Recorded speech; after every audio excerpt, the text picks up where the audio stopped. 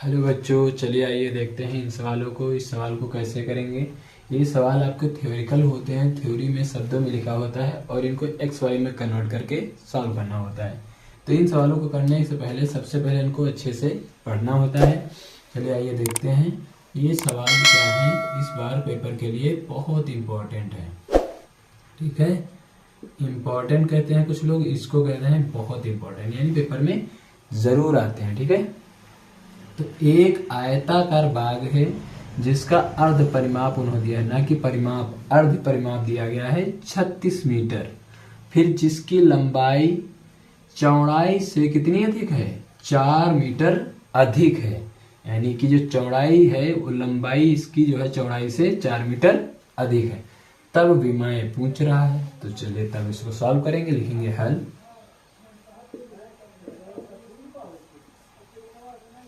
माना बाग की विमा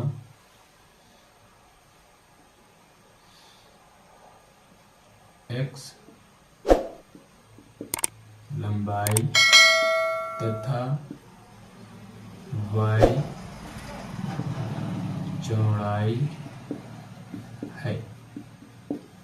तब क्या करेंगे, अर्ध परिमाप लगाएंगे। तब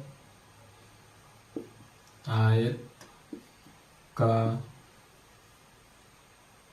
अर्ध परिमाप क्या हो जाएगा। आयत का अर्ध परिमाप, परिमाप होता है 2 ब्रैकेट में x प्लस वाई, तो अर्ध परिमाप हो जाएगा x प्लस वाई।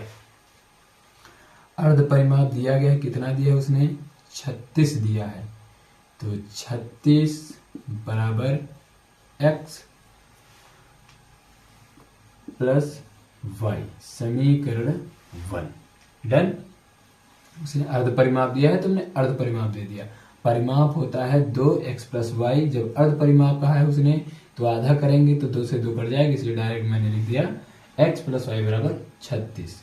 दूसरा केस उसने कहा है चूंकि उसने कहा है जो लंबाई है, हमने लंबाई मानी है x, वो चौड़ाई से कितनी अधिक है, 4 अधिक है। लंबाई चौड़ाई से 4 अधिक है, तो इसको हम बराबर करने के लिए चौड़ाई में 4 जोड़ देंगे। इसको मान लेंगे समीकरण 2। ये फिर से देख लें, लंबाई चौड़ाई से 4 अधिक थी, तो ये अधिक थी, इसको बराबर करने के लिए हमने 4 इसको दे दिए, तो दोनों बराबर हो गए। अब इसका मान समीकरण 1 में रख देंगे, तो क्या हो जाएगा, 36 बराबर x के जगह पर y प्लस 4 और प्लस y, तो ये 36 आ गया। y 2y प्लस 4, इस 4 को इधर भेज दो तो ये 36 था, माइनस हो गया 4 2y। 36 से 4 क्या चला गया, तो आ गया 32, और ये 2y 2 से इसको काट दो तो आ गया 16। यानी y बराबर हमें जो प्राप्त हुआ है वो 16। यहाँ लिखेंगे y का मान समीकरण 2 में रखने पर, जब 2 में रखोगे क्या होगा, y का मान 2 में रखो तो x बराबर y के जगह पर रखेंगे 16 प्लस का 4, तो x बराबर आ गया 16 4 20। अब देखो उसने कहा है लंबाई चौड़ाई, और यहाँ कहा था लंबाई चौड़ाई से 4 अधिक है। देखो 4 अधिक है कि नहीं, ये 16 थी और ये 4 20 अधिक है। तो विमाएं पूछिए तो लिख देंगे अतः बाग की विमाएं 16 और 20 हैं।